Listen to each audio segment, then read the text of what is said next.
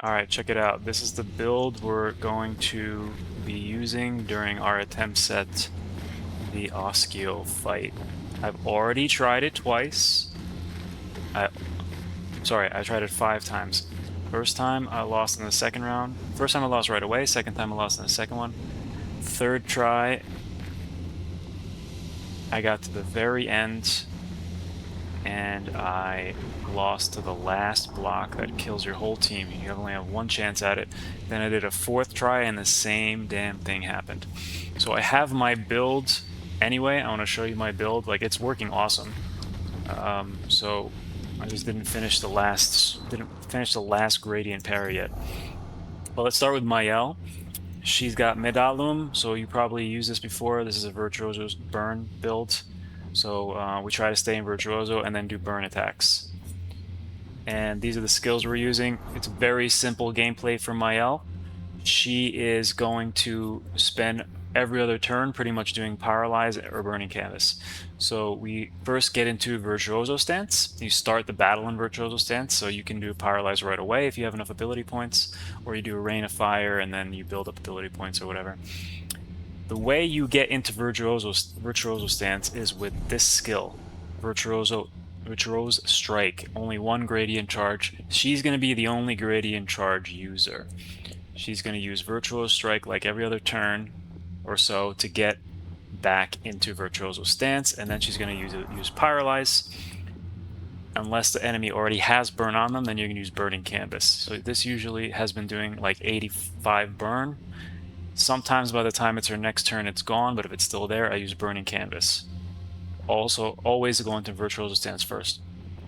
And then if it's no fire, then I use Paralyze. Super easy, just these two skills. So yeah, using this mostly. And then I always try to keep 2 in reserve just in case, because this one can apply burn and raise anyone else that died. So I'm almost always maxed out on gradient charges, and I'll show you why. But I keep this in reserve, always 2 in reserve just in case. And I don't need to use more than 1 every once in a while anyway, so that works out fine with the economy. And then with Lumina. So I added some counter strike stuff, cleansing tint just in case, critical burn. This is just for the stats. This is double burn, which is really good for her build. Dodger, technically I could take that off. We don't even use it, but it's there just because I had 1 point left. Double third, of course, is good. Empowered healer. I don't know if this is actually doing anything, but I want to imagine that whenever she self-heals, she gets more damage. And same thing here. I don't know if these are actually doing anything. But Energizing Revive, Gradient, whenever she uses a Gradient charge, she gets extra AP, which is cool too. Extra AP is always good. Greater Shell. When we go over Lune's build, she does a lot of Shell, and then this is going to make it better. Healing Parry, everybody has that. Healing Fire is her other main way of healing, since the enemy always has fire. Every time she attacks once per turn, she gets healing back. Healing Share is always just good. Healing Tints we haven't even been really using the last 2 fights because we do have so much self-healing that we don't need them. And Recovery, again, more healing is good, and then these SOS skills are just good to have, and Solidifying is good to have. I can't really think of anything else that she could benefit from, so that's her build. It's mostly damage. Oh yeah, by the way, Roulette, this one's very important. This is why she can do some insane damage sometimes, because in Virtuoso stance, Virtuoso stance is 200%, so this can do 100 to 400%, and then if she crits, it's even more. I don't know the crit multiplier, but she either does like regular damage or insane damage. So that's how I've set her up. And yeah, none of these other things. She gets Rush and Shell from Lune, and Powerful as well, I believe, from Lune every turn. And a lot of these are like base attack. She doesn't do base attack and turn battle start stuff. We don't need any of that stuff. All right. Verso. Verso is kind of a utility debuff guy. So he keeps himself alive with lifesteal, and I just added some counter for damage. This thing here creates a lot of gradient charges because he uses Dualiso Sword, and he gets to play again. So he could theoretically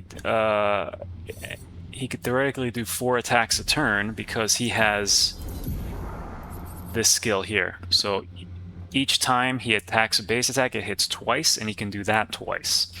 So you could, if you wanted to, build up almost an entire gradient charge on just his turn.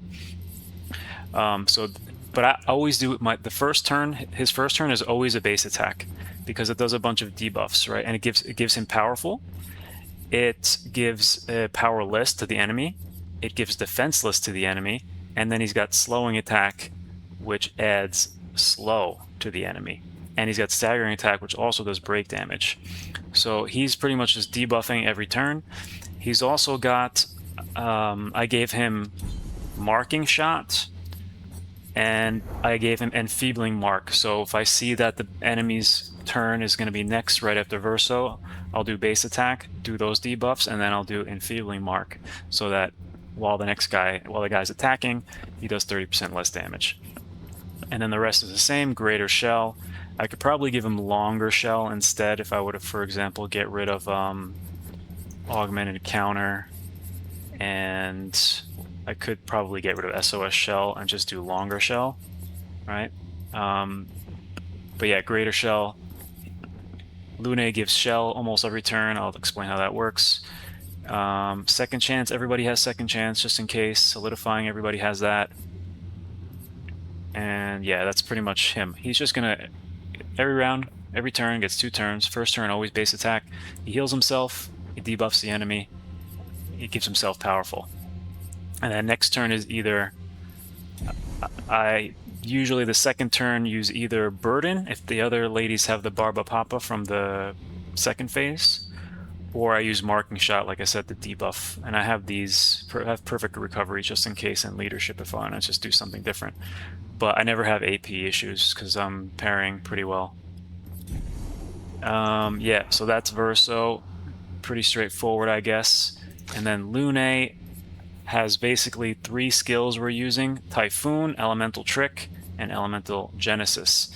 So you can see her crit chance, I don't know why it dipped below 100. It was 100 before, 105.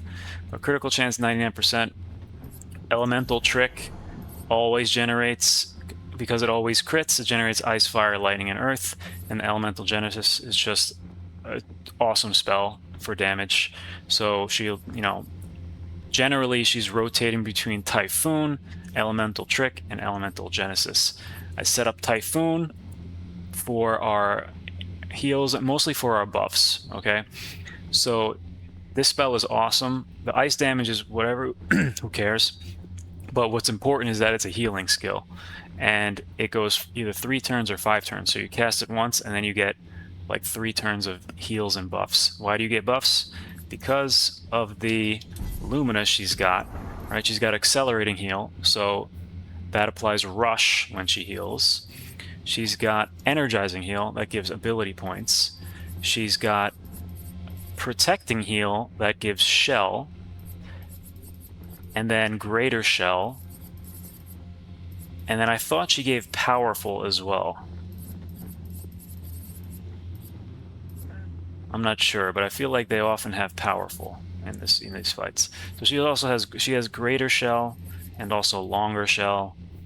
On applying Shell, its duration is increased by 2, so I think she is giving everybody Shell at least 3 turns, even though Typhoon says, I forget what it says, but I think it's multiple turns of Shell, and then everybody's got Greater Shell. So that's how they get defense.